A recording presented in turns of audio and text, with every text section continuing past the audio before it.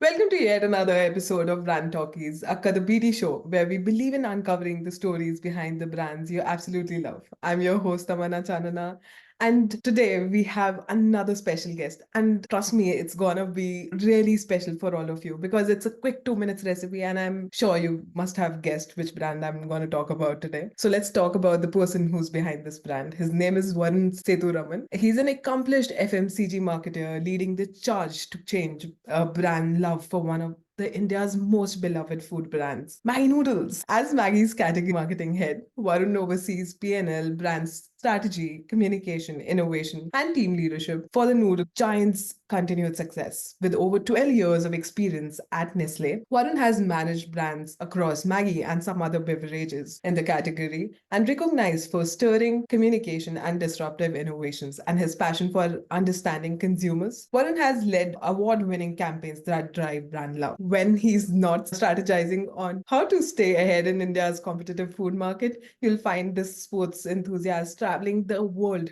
to check football stadiums off his bucket list. And just for everyone's clarity, the last time he was here, he didn't meet. So anyway, Varun offers an insider perspective on brand management, CPG marketing trends, and principles for long. Welcome to the show, Varun. It's truly a pleasure to have you here with us today. Thank you. Thank you so much. And it's a pleasure to be here. And that part is not completely true. The last time when I spoke to this lady on the other side of the screen, she told me she lives 5 minutes away from the team that I support. So yeah, very jealous.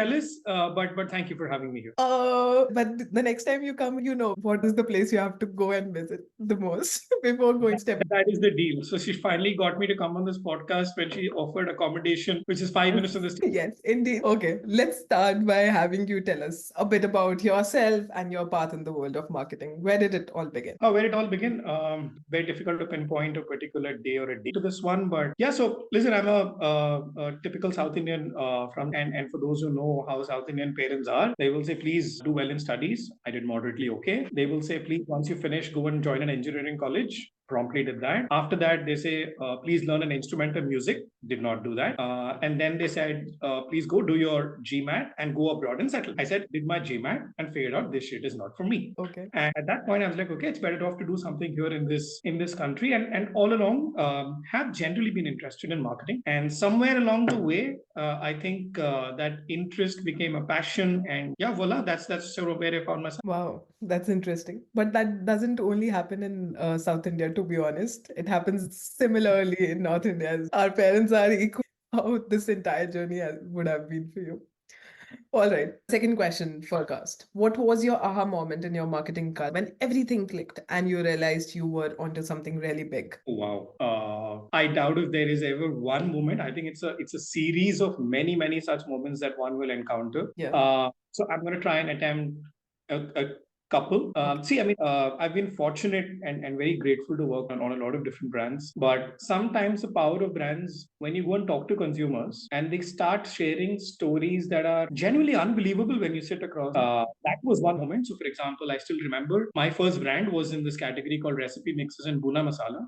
Okay. And it was nothing but a mixed onion, ginger, garlic, and the touch of Maggi in a ready paste. And I was sitting in front of this one mother who was saying, "You have no idea how painful my life is." And things like, they give me 20 minutes. Do you understand the power of 20 minutes? Yeah. And like, okay, so there is hope in this world that we're doing something right. And then of course, Maggi noodles. So many stories, so many memories, and even today when I talk to a lot of my friends, they have a lot of different comments and saying, "Ki, I made this recipe, I made that." So yeah, so it's a series of fleeting moments, not one.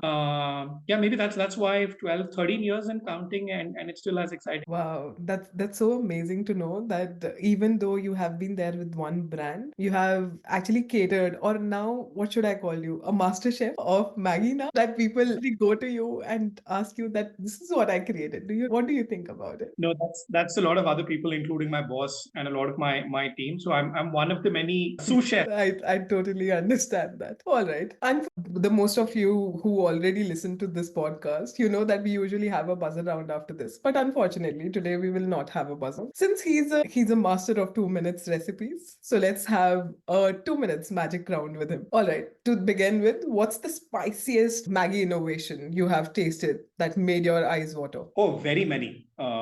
There's Right. one green chili noodles that I had one, and it's one of my personal favorites. A friend and a colleague has launched Korean noodles from Maggi. Yeah. That is crazy spicy. Yeah, I was about to ask you how exactly it is because I haven't tried that so far. But yeah, I'm literally hoping that it's that spicy the way it claims. It's lovely. It's more than just spice, as the communication claims. And a quick a tip of the hat to the colleague who's launched it recently. Awesome. All right. If Maggie Noodles had a Tinder profile, what would it say? Give us your best dating profile for Maggie. Okay, so for someone who didn't really grow up on the generation, that one's going to be tricky. Okay, so let's put it like this: loved by millions, they all can't be wrong. Ooh, quite spiciest answer. Okay. The next question for this round. If Maggie had a mascot, what would it be and why? Oh, this one's easy. For a brand that's loved by so many different people, it's very difficult to bring it together as one mascot. Yeah. No, there would be no mascot. It's the love of everyone who has the product. So yeah, so I'm no mascot for Maggie. Oh, that I totally agree, especially for the kind of love that we have seen for generations. You can't just justify in one single word or one single person that can justify the entire communication for something like this. Okay, the final question for this round. If Maggie were a character in a movie, who would it be and why? Interesting. The invisible angel that brings everyone together just before it says all is well. Ooh, quite fancy. And bringing the together angle is something that I really love, especially from Coke and from Maggie, as both of them are one of my favorites, especially when it comes to FMCG. So yeah, and it's not something that I'm saying just because you are here. I'm just saying it from a genuine consumer point of view. And long may this tribe thrive. Yeah, exactly. Okay, now we are done with our 2 minutes recipe. So, to begin with today's topic, can you tell us how brands can be loved by consumers for years? It's not easy to be loved across generations. How have you made that kind of impact? Oh, it's very rare to find brands that survive the test of time, right? I mean, think about this just from the beautiful company that I work with. There are very many. There's Maggie, there's Nescafe, there's Kit Kat, and when you look outside, you can see a lot more as well. So I think it goes back to having a brand that stands the test of time and offers value. Continues to differentiate itself as every other offering. If you take coffee, and it's a category that I love as much as I love Maggie. 2 decades back, coffee existed. 5 decades from now, coffee will exist. But when you say Nescafe, you know there's a certain promise, there's a certain quality, there's a certain value, and there's a certain aroma that comes with it, right? And that's unbeatable, that magic. Yeah. Yeah, so I think it's about having a brand essence and a brand personality that withstands the time and constantly just reinventing what it means to be relevant. So let's say 2024, today a Maggie or a Nescafe or even a Surf for that matter, product innovation or a communication standpoint, stay true to your but adapt. It's like wearing fancier clothes basis that fad of today, but still. Wow, that's so interesting. Especially FMCG is a very tricky market, and to be on the top of this game needs a lot of due diligence, especially considering the consumer touch that you bring in all the time. So it's amazing. Okay, coming back to the other question, it's interesting how FMCG brands often infuse their stories with a human touch. Can you shed some light on how FMCG brands use storytelling to connect with customers on a personal level? I think that's one of the things that personally attracts me a lot to FMCG, because what is FMCG at the end of the day? Fast moving consumer goods, Yeah. which that have a role in people's lives far more frequently than, let's say, going out and buying a piece of fashion or anything else, which means it's about stories that we encounter on a daily basis, right? Be it your toothpaste, your shampoo, your coffee, your noodle. It's far simpler in a country like India, which has 1.4 billion, to at least pick a story abound, right? So if you have examples of how brands have brought this to life, you will see a lot of them about, I'm generalizing here, but a lot of them will speak about, let's say, mothers, be it in 2002 or 2024, still wanting to take care of their kids and their family, and doing the best that they can. So anything that makes their life easy and convenient, that's a simple 2024, where a lot of dads today have co-parenting responsibilities. That's a touch again from the same family of household to say, hey, listen, what Tide did with the beautiful Share the Load campaign, or for that matter, what a lot of other brands are doing today to bring relevance of society of today, people of today. Inherent coexistence that can happen for brands that we see on a daily basis. And that's where a human touch helps. It's so relatable to people, especially if you consider in our day-to-day lives. I remember from my grandmother's time till now, the flavor that you add, especially in a different set of household, you'll find people adding their own set of flavors. Someone will add vegetables, someone will add a jeera, someone will add another kind of masala to it, right? So everyone has their own set of stories, and the kind of legacy that you bring together with that brand connection, that's very beautiful. And it's not just about Maggie. I've seen a lot of brands doing that. If you see a recent campaign from Cadbury, it's been years of Cadbury, right? And now they are trying to bring that kind of the first initial advertisement that these guys had. Now they're trying to maintain that kind of legacy and the kind of value that they have bought in. So yeah, it's lovely to see a brand like this grow throughout so many years, and especially you being there, you know that what exactly it means. Even if the time is good or bad, it's always a connection between the customers that thrive this entire brand chain. And it's a lot also about the very many different set of people who worked on these brands, right? So Yeah. if you think about it, it's a legacy that gets passed down from one generation to the other. Yeah. If you're Kit Kat Yeah. again, and so it's a big responsibility. So Mhm. you get a brand, you get a great brand document, and a living, breathing brand purpose that comes in. And as marketers, our job at the end of the day is to maintain it and see what 1% incremental we can add to it. Yeah, that's superb. And personally, I have a soft corner for FMCG. All the time you find my posts, there are very, very related to how customers bring in their own touch and how brands are equally supportive enough for them. It's not just about the money that they are trying to pour. It's about the relationship that they're building. So it's amazing to see that. All right. Anyway, less of my comments and more of yours. Okay. Can you remember a campaign that's your favorite and truly resonated with customers, making a long lasting impression? It can be about any brands that you have seen recently, anything from your previous example, anything. See, marketers are inherently very possessive about what they've created. Yeah. It's very rare that we will give examples outside of what we've done. Mhm. But what I will do is, as an exception, is any Maggie ad that you pick over the last 44 years would be my favorite. Okay. Try and give you an example of something which is non-Maggie or non-Nestle. I don't know if you've seen the Colgate ad that came out recently, the Colgate Granny. No, I If you haven't. have to look it up, lovely piece of communication that it was spot on. I absolutely love that. And I think it works for someone who's just getting into the category at the age of 10, 70. I mean, it's brilliant. That's personal favorite. Other that I would say, I'm trying to look at something in recency. There's this very nice campaign in India that Subway did with Vishwanathan Anand. I think I remember that. I thought it was lovely. A great use of a celeb who has fantastic cut through, Mhm. and also brought alive a little bit of a genuine problem that I felt Subway had for people deciding what do I order, what is the mix that I have. That was lovely. Yeah. Yeah, and I think continuing on that theme, Cred did a phenomenal one with Rahul Dravid. Yeah, Uh, that was amazing. Seriously. and Dravid is a personal hero from China. So yes, how can I miss that? Yeah, indeed. And the way they portray him, it wasn't even looking like it was a brand ad. It was like he was a part of that entire thing. And that was actually happening on the spot. I don't know if Cred benefited as much as the fact that suddenly marketers woke up to thinking, okay, you know what, Rahul Dravid actually has a huge screen presence. Yeah, especially for the sports lovers. I know the kind of enthusiasm all of us. There was a flashback of what happened initially throughout the last 10 years, and now suddenly, oh man, this guy has that kind of credibility. I don't know. It was very nicely made. Yeah, that's what marketers are for, right? We all come up with innovative ideas. Sometimes we fail, sometimes we succeed, sometimes we find that kind of value that, okay, we should learn from this and we should do something better. So, yeah.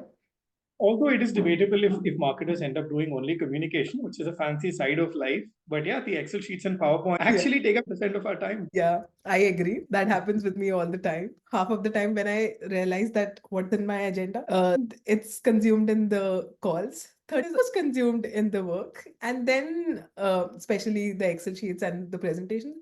And then you realized, dude, you have to do something for your R&D also. The next time you want to pitch into your brand into something, where will you do it? You need that extra 10% for yourself. So yeah, it's always 110 or 20 that comes in. Okay, coming back to the questions again. In the fast moving world of FMCG, how do you handle the pressure to achieve short term wins while ensuring the brand's long term growth growth remains strong. This is one of the major challenges that I see with all the brands. It's not just specific towards FMCG. So yeah, your views are very No right answer to this one.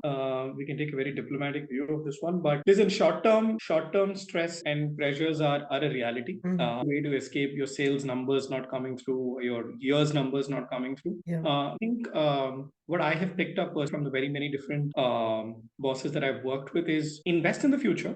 When there is a need to make a short term or a medium term call, don't do something that goes fundamentally against what the brand stands for. Okay. If you have a brand, if you have a golden brand, and if you have a brand that's been built over many years, don't over discount, for example. Stay true to what the brand is by offering a value from the lens of the brand. So don't fall prey to the short term tactics by harming term equity. Yeah. Because again, like I said earlier, we all have a responsibility that we need to hand over the brand to people in the pinkest of health. So don't do anything that will harm that. But yeah, listen, short term pressures and short term stress is reality. There will be good, be bad years, and consumer demand is volatile. Yeah. But yeah, so I think the principle that I'm sure a lot of people live by is don't compromise too much, but definitely compromise on what the brand stands for. That's a golden piece of advice, especially for the FMCG brands for sure. Because usually people focus on their short term goals rather than their long term approach. And that's where a lot of them have failed recently, if you see,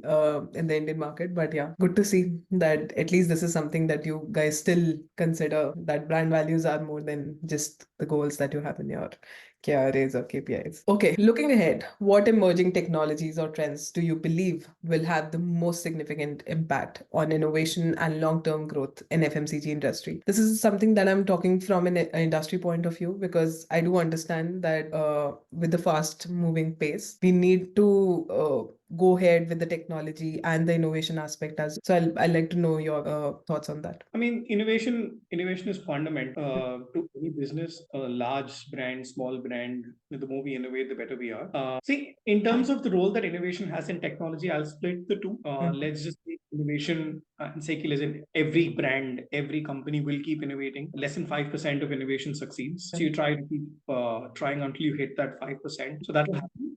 But more than technology, I think I will stick to a little bit of trends, because I think technology at the end of the day will enable solving a need for a consumer, which will come from a trend that marketers can spot. So I would say trends, and particularly for India, examples will be relevant here is when we talk of urban India, metros, etc. The whole idea of convenience is being redefined by, let's say, quick commerce or delivery platforms in maximum 12 minutes, which means the kind of SKUs that you will have, you don't need large packs, you might have smaller packs. You don't need to have planned shopping. You can do impulse and emergency shopping. So that's one trend in urban India will be very interesting and will change or influence at least a lot of marketers in the country.